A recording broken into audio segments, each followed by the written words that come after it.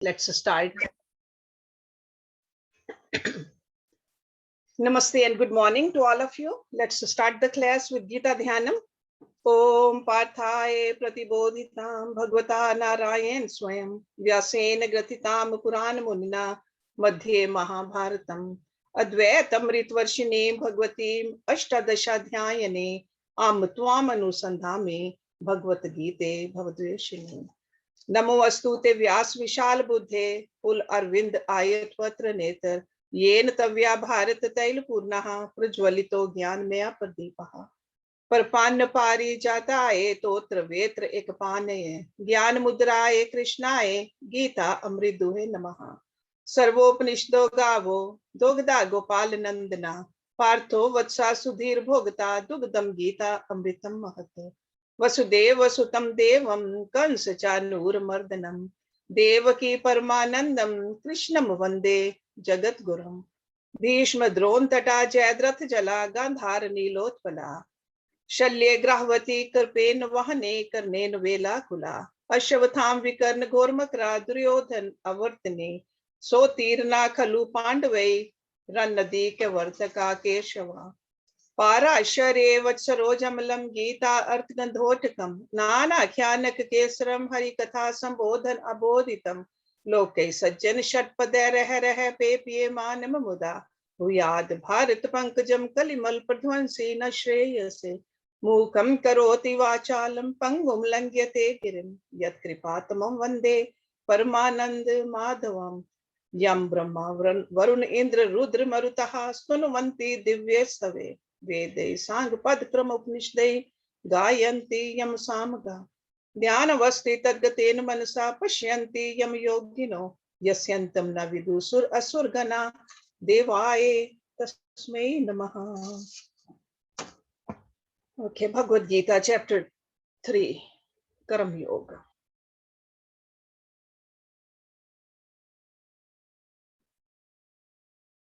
So we ended our class, last week's class,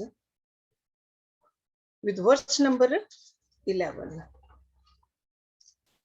And Lord Krishna in these couple of verses talking about the Devatas. He uses the word Dev. Devan bhavyat anenta deva bhavyantuva prasparam bhavyanta shreya param avapyasat. Okay, so these Devatas, who are these Devatas? Okay. In English, translation is God, Devata, divine beings. These are the celestial beings. They are like a charge of the administration of this universe. Okay. The head of the water, head of the air, the head of the earth. These are the Devatas called. Okay. So not the Almighty God, which we say Brahma, but Deva. So in these verses, what is Lord Krishna telling us? He says, when you nourish the gods, how do we nourish the gods? Be respectful to these elemental forces. And he says, may these Devatas nourish you. And it's pretty elementary knowledge. If you don't pollute the water will nourish us. If you don't pollute the air, we'll be able to breathe better. If you don't pollute the vegetation will nourish us. So very elementary, which we have forgotten. We think we have become very smart, but we have forgotten this basic truth of this life. We don't live in vacuum. We have to learn how to live in the harmony. We have even forgotten to live in harmony with human beings, with animals, with plant kingdom, and of course with these elemental forces also, which are called Devatas. So Lord Krishna in verse number 11, he is telling us, with this you nourish the gods, and may those Devatas nourish you. Thus nourishing one another, you shall attain the highest good. Only when we learn how to cooperate, we can elevate. There's no competition. Instead of competing with each other, cooperate with each other. That is the message over here directly from Lord Krishna. Now let's look at what else he tells us. Ishthan bhogan hiva devaha dasyante yagya bhavita Teidatan apradaya ebhya ya bhungte saten evasa. Very strong language he's using over here. So we got to understand it properly. Ishtan, desired. Bhogan, objects. He means indeed. Va means to you. Devaha, the gods, the devatas. Dasyante, will give, will grant. Yagya bhavita, nourished by sacrifice. Yagya, the prayers. Te means by them, the tan given, apradaya, without offering, ebhya, to them. Ya means who, bhungte, enjoys, saten, thief. Ev means verily, sa means he. So the devatas, nourished by the sacrifice, the prayers which we do, when we do the prayers, we are praying to the elements, to the earth, to the water, to the fire. We do that. So the devatas, nourished by the sacrifice, will give you the desired objects. They will help you. Indeed, he who enjoys objects given by the devatas without offering in return to them is verily a thief. A thief. When we strongly resolve to serve God, the universe begins to cooperate with us. But if we begin looking upon the gifts of nature, not as means of serving the God, but as the objects of our own enjoyment, Lord Krishna says, you have a mentality of a thief. You just want it for yourself only. And that's what the selfishness is. Often people ask this question, I lead a virtuous life. I don't harm anyone, nor do I steal anything. But I do not believe in worshipping God. A lot of people say that. And they also very strongly believe that they are not doing anything wrong by not worshipping God. They need to ask a question to themselves. Because the answer is in this verse over here. If they go to somebody's house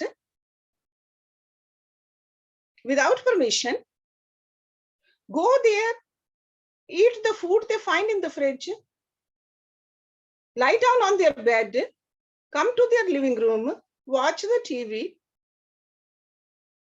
what will happen?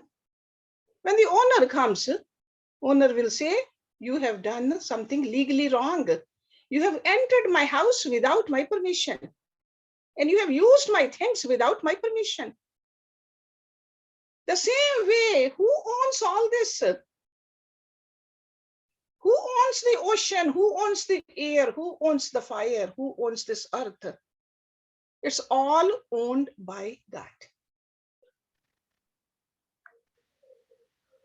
It belongs to him.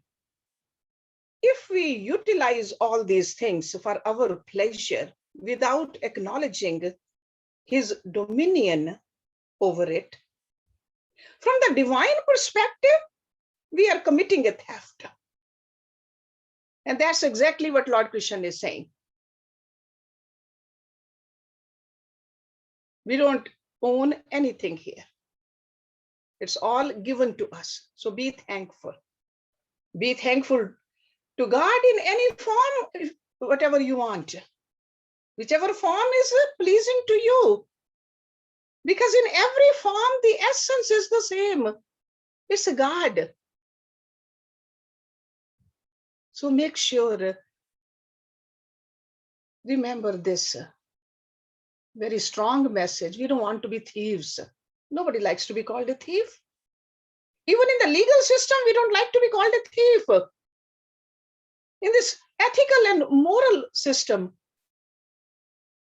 we don't want to be thieves. Okay, be thankful before you eat. Be thankful. When you get up in the morning, yesterday I was teaching the little kids this beautiful verse. When they get up in the morning, and in fact, I taught it few, Sujata, the verse number is 12, which we are doing. So it's like when we get up in the morning, we are supposed to thank this Mother Earth. I taught this a few weeks ago, and somebody, one of the kids in our class for the little children, remembered this. And I was very pleased that these kids, they are finding these verses useful. Okay, so I don't have it with me right now, but I'll share it with you as soon as I find it. But it's like basically just saying that, God, Earth, I'm putting my feet on you. Please forgive me. This is a Mata. Dharti Mata, we call it. All day long, we are just thumping on it without recognizing the God in it. Dharti Mata. You all remember, this Dharti Mata came out for Mother Sita. So there is a God. If we cry for the God openly and sincerely, God does appear. God appears in the form of fire. My own mother used to see whenever, every week, there used to be a havan in the ashram. Still it is, but back then, when I was there, she used to say that I see that God is receiving all those offerings with both hands. We think we are just only throwing the things in there, or pouring the oil in there, ghee in there, samagri in there, food in there. It's a God who's accepting all this. We got to have those kind of eyes, Gyan Chakshu, to see the God in the fire also. And that's exactly what Lord Krishna is saying. The devas nourished by sacrifice. So sacrifice don't, sometimes this English translation throws us off. Sacrifice means the prayers. Okay, yajna means the prayer. Yajna is not a yajna if you forget God in it. Okay, so this is a prayer. Will give you a desired object. Indeed, he who enjoys objects given by the devatas without offering in return to them is verily a thief. Yagye shishta ashinha santah mucyante sarva kalibshe bhujante te tu agham papa ye pachanti atma karnat. Yagye shisht ashina, who eats the remnants of the sacrifice. So remnants of the yagya. Santaha, saintly person, a sant. Mucyante, released or freed. Sarvakalipsha, from all the sins. And what are the sins? Sins are the obstacles on our path to purification. Those are the sins. Bhujante, enjoys or eat. Te means those. Tu means indeed. Agham. Agham papas, sinful deeds. Agham papa. Ye means who? Pachanti, cooks. Atam karnat, for their own sake. So the saintly person who eats the remnants of the sacrifice. And what is the remnant of the sacrifice? First, offer it to God, offer it to this, all the devatas, then whatever is left over, that is the remnant. And remnant is always Prasad. There are blessings in there. Okay. So the saintly person who eats the remnants of the sacrifices is freed from all sins. Because when you have a giving nature, then you feel uplifted. But those sinful ones who cook food only for their own sake, verily eat but sin. So selfish people who do things only for themselves, what happens to them? They are creating bigger and bigger obstacles on their path of improvement. That's what he's talking about. Okay, so this is as a contrast to the social criminals or the thieves who feed themselves upon the social wealth. Also, sometimes we think everybody should give us. Sometimes we just glorify our own positions and we think we deserve it all. Lord Krishna says the whole life should be just giving others. Giving others. And that's why our great rishis, for a householder, so it's not only a person who's a sadhu, who's a renunciate. This is for the householders. Householders, as householders, we are supposed to do 5 yajna every day. You're all familiar with this Panch Maha Yajna, which is called. Because we end up hurting somebody. Even if we hurt somebody, not knowing, we are walking outside and some bug comes, ant comes under our feet. You think that's not a path? What right do we have to take a life of another person? So that's why as a householder, they said, keep doing this Panch Mahayagya every day. So your balance of the good karmas is there. So that you have a better vision of what this life is all about. What are those Panch Mahayagya? Dev Yagya, offerings made to the gods. Dev Yagya. Okay? These devatas, elemental forces. Rishi Yagya, learning and spreading the ideas of the scriptural books. Rishi Yagya.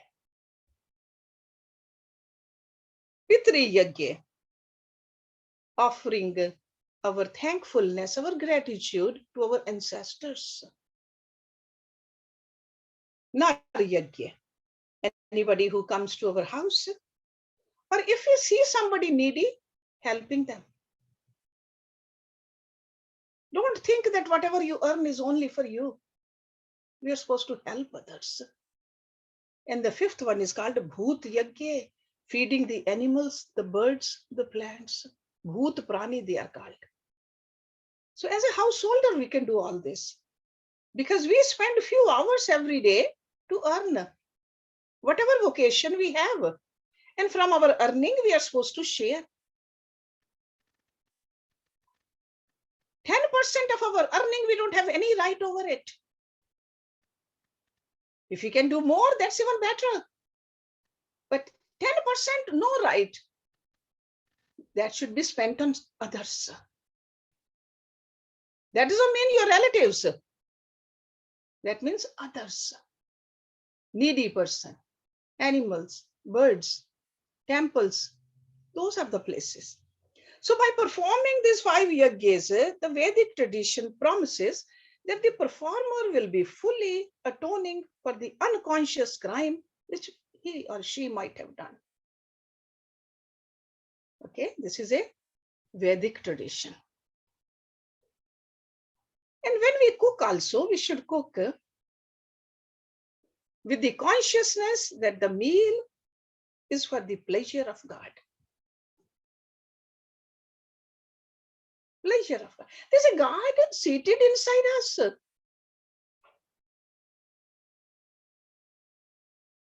The Guruji of my Guruji, he used to say when he would get hungry, he'll say, मेरे भगवान को भूख लगी है. He recognized the God. He felt the God inside him. How many times we feel the God inside us? We don't even see the God in the statue, in the temple, let alone the God in us or God in everybody else. So remember, when next time you're cooking, cook for the pleasure of God. If we eat for our own sense enjoyment, what happens? We get bound by the karmic reactions of destroying life. Because we are destroying. But when we say, no, this is for my God, our consciousness is higher. This is what Atam Karnat word is. For one's individual pleasure, Atam Karnat shouldn't be like that. Okay, not for our sake. Our action should be even eating action, because he mentioned eating because all day long our attention is towards eating. How many times we eat? So he says, if we eat food as remnants of yajna offered to God, then the consciousness changes. Our bhavana changes. So this is how we should look at this body as a property of God. We think it's property of mine. No, it's a property of God. It has been put under our care to serve this world. So through these instruments, whether this is a mouth or the ears or the eyes or the hands or the feet, they are given to us so that we can serve God's creation. But trees do that. Rivers do that. Clouds do that. To some extent, even animals do that. And we think as human beings, we are on the top of this hierarchy. And we don't do that. We become so selfish. That's why God has to come again and again to open our eyes, to show us this, where we are making the mistakes. Anat bhavanti bhutani prajanyat anasambhava yagyat bhavati prajanyaha yagya karam sam udbhava. Anat, from food. Bhavanti comes. Bhutani, beings. Prajanyat, from rain. Anasambhava, production of food. Yagyat, from yagya. Bhavati, arises. Prajanyaha, rain. Yagyaha, the worship or sacrifice. Karam sam udbhava, born of action. So over here, this verse 14 and 15, he is describing the cycle of nature. So let me read the next one also, then we'll go over it together.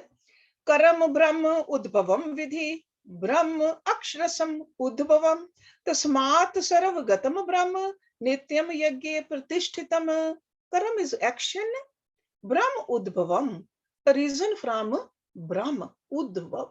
Udbhav, it's like a rising. So a reason from Brahma. Vidhi, no. Brahma, Brahma is, you know that, absolute Godhood.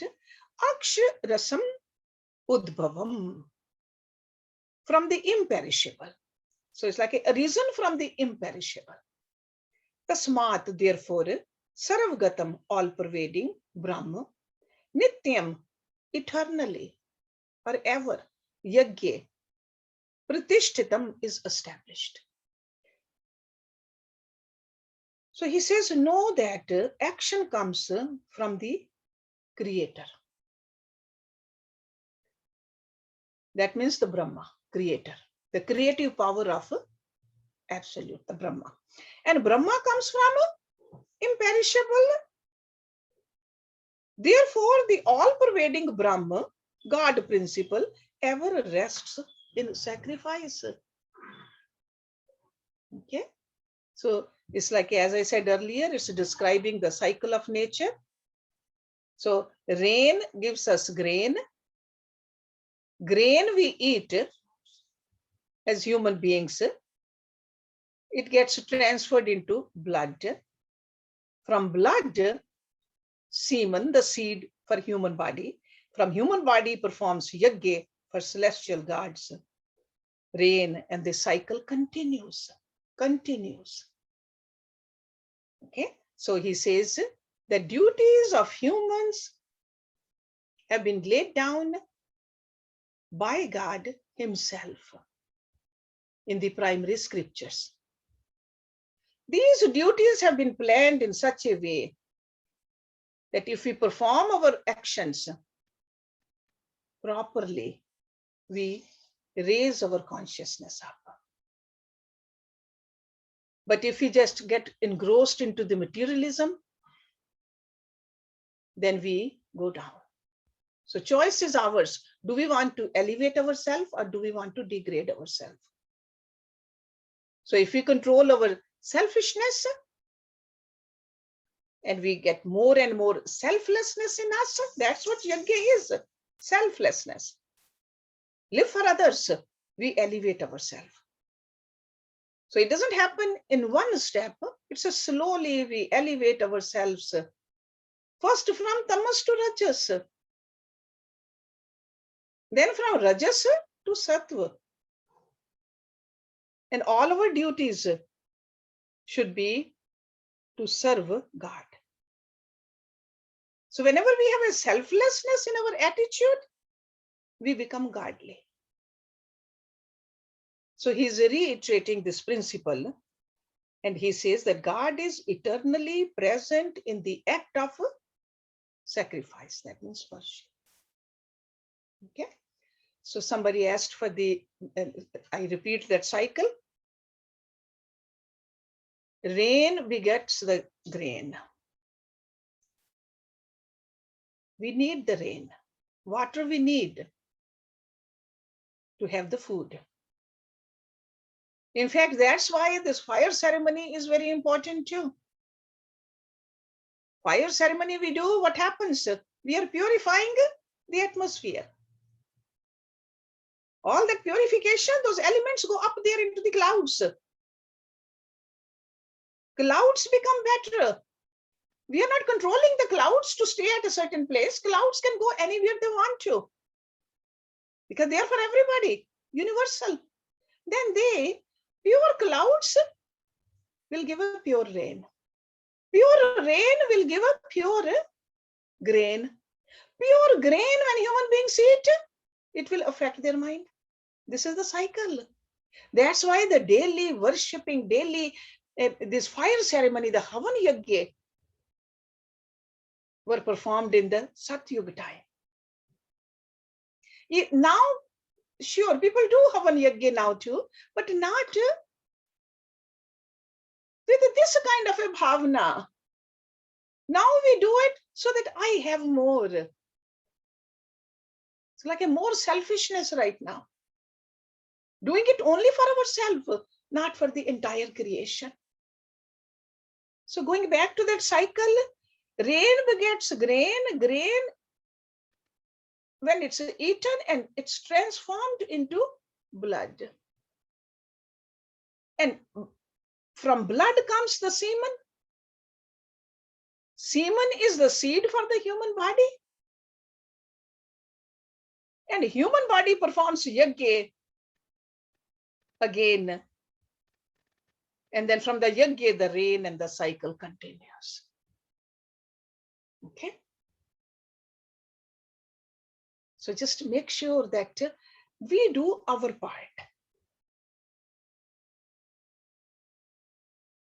We need to live more and more selflessly. Okay, we got to keep an eye on our own actions, on our words also which we speak, and the thoughts which we carry with ourselves. Are they always for ourselves? What will I get out of it? Or is it, how can I serve? How can I help? How can I be a better person? How can I be an asset in this society? I still remember when Guruji opened this ashram over here, the Chicago ashram, back in October of 1992. His words were, because I've been living in this country for some time, even at that time, came to this country in 1975. He was visiting. He said, you have gotten so much from this society. Because I was a teenager when I came to this country. He said, you have really grown up here, matured up here, learned so much from this society. This is the time for you to give back to this society. That was the reason he opened this ashram. Give back. If we only keep on taking, and we all know how much we have taken, not just from this country, but from this Mother Earth, from the other elemental forces, how much we have gotten. Have we given back enough? Because if we have taken more and given less, by the time we leave, according to Lord Krishna, we are thieves.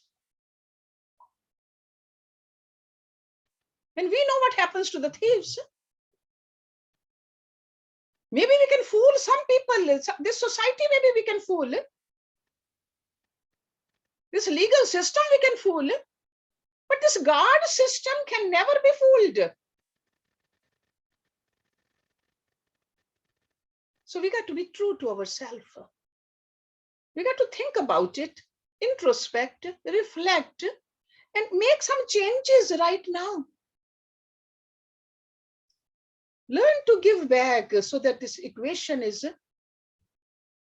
proper here.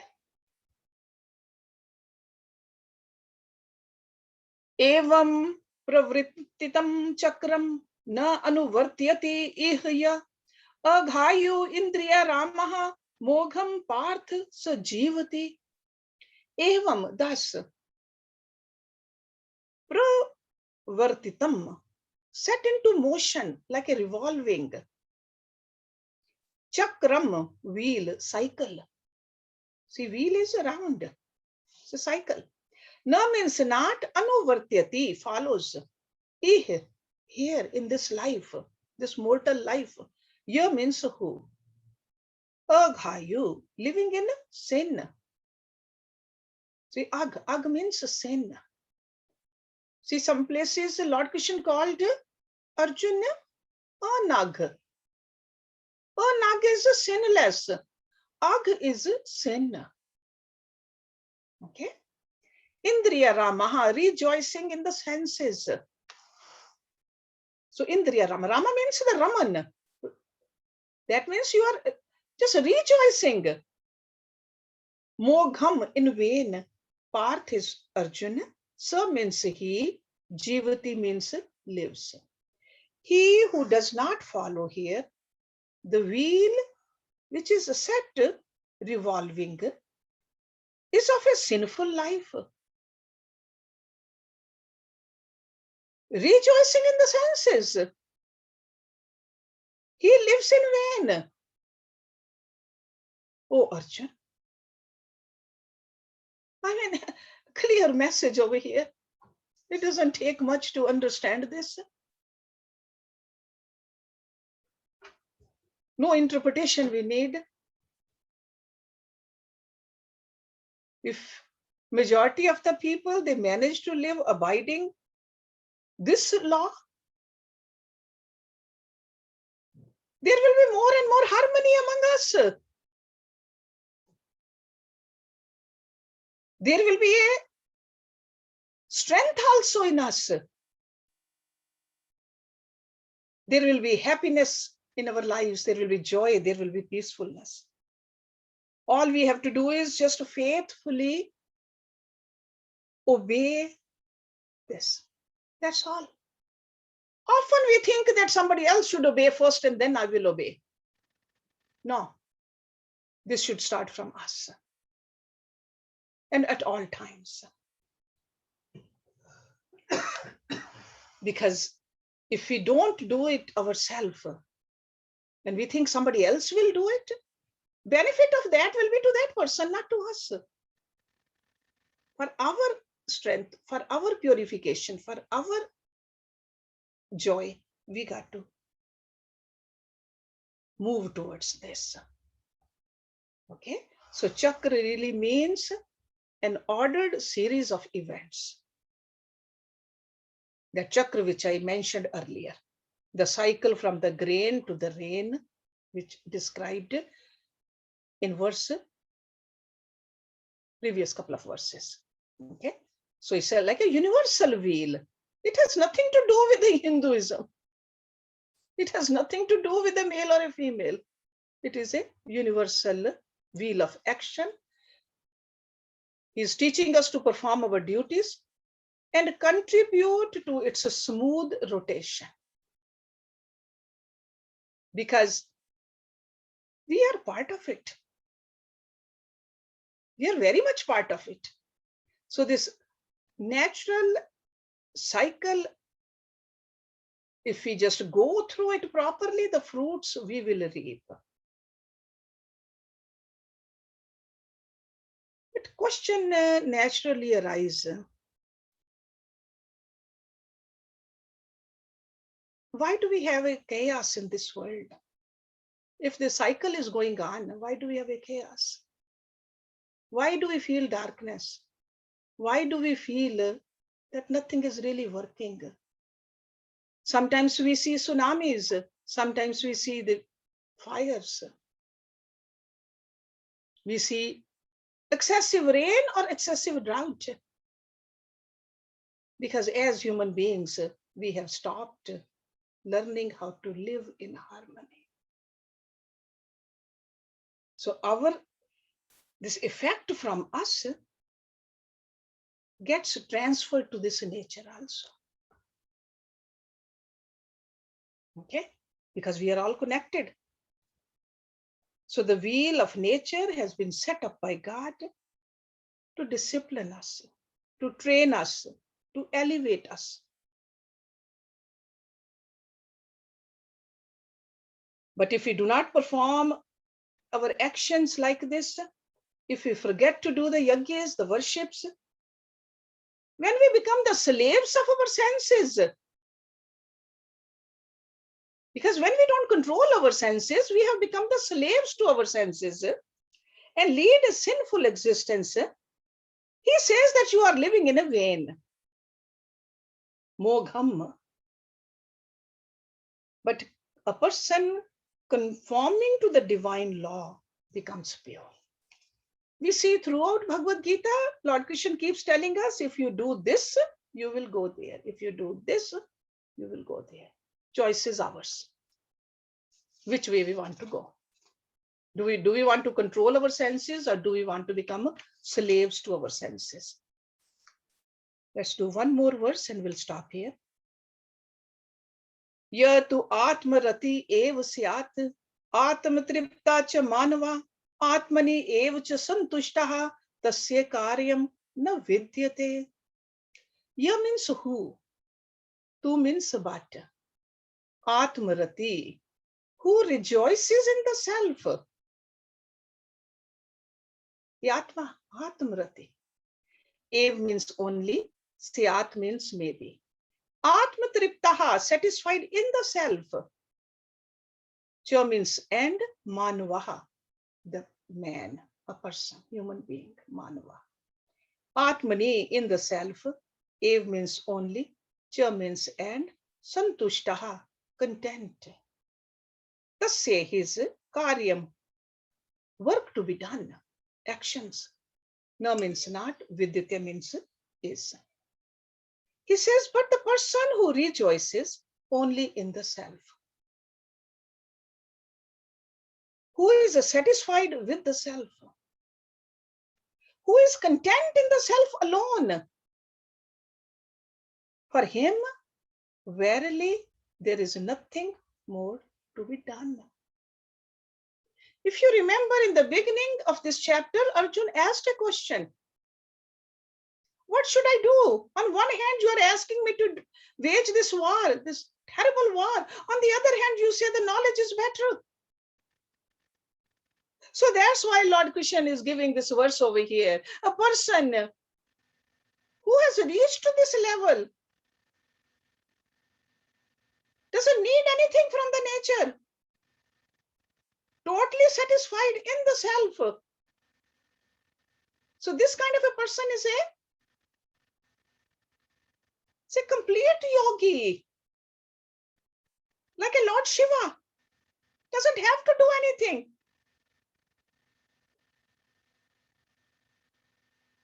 So only those who have given up the desires for external objects completely.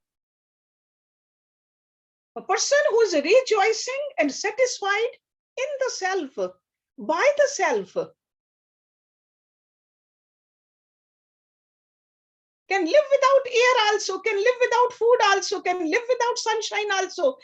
Just only self in the self. Then there's nothing to be done. So we got to look at it, our own life. Are we there? If we are there, if this is our state of mind or state of existence, then sure, you don't need to do anything. Arjun was not in this position.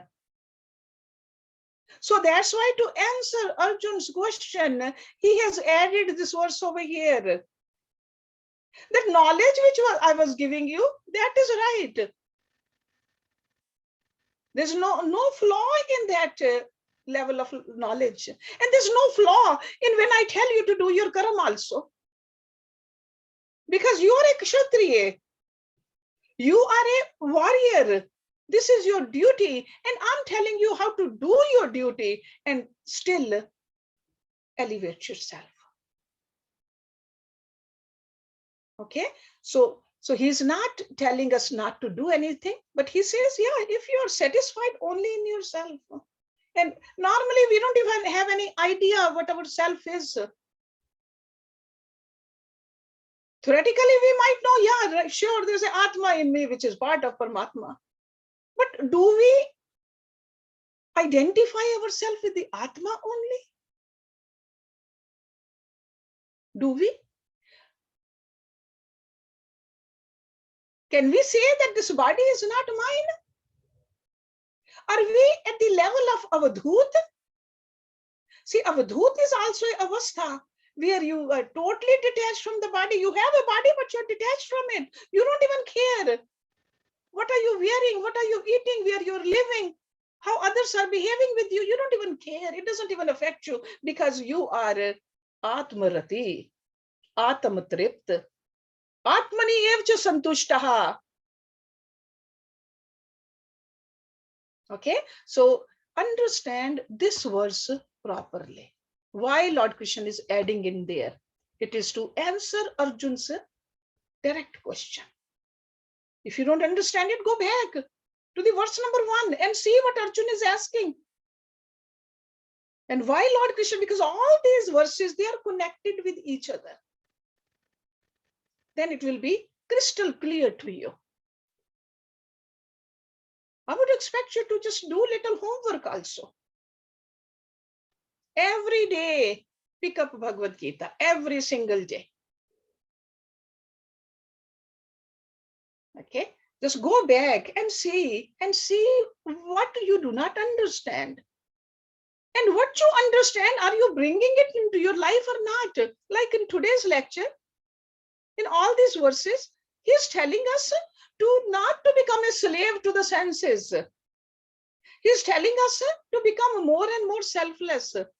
He's telling us to just bring the godly element in all your actions. Downright to eating also. Do we ever thank God before we eat? Do we see God in food? Do we see God in the process of eating and assimilating? Because God is in, if God is everywhere, God is in all these actions also. So this is what he is telling us. We are definitely free to act or not to act, to serve or not to serve. We are free to act as a God man on this earth, or a divine man, or a devil on this earth also. Freedom is given to us. Free to act, but the consequences are there too. And that's why he keeps on telling us the consequences. So let's stop it here, and we will finish. We'll start with the number 18 next week. Om Purnamada Purnamidam Purnat Purnamudachyate Purnasya Purnamadaya Purnameva Visheshyate. Om Shanti Shanti Shanti. Thank you very much for coming.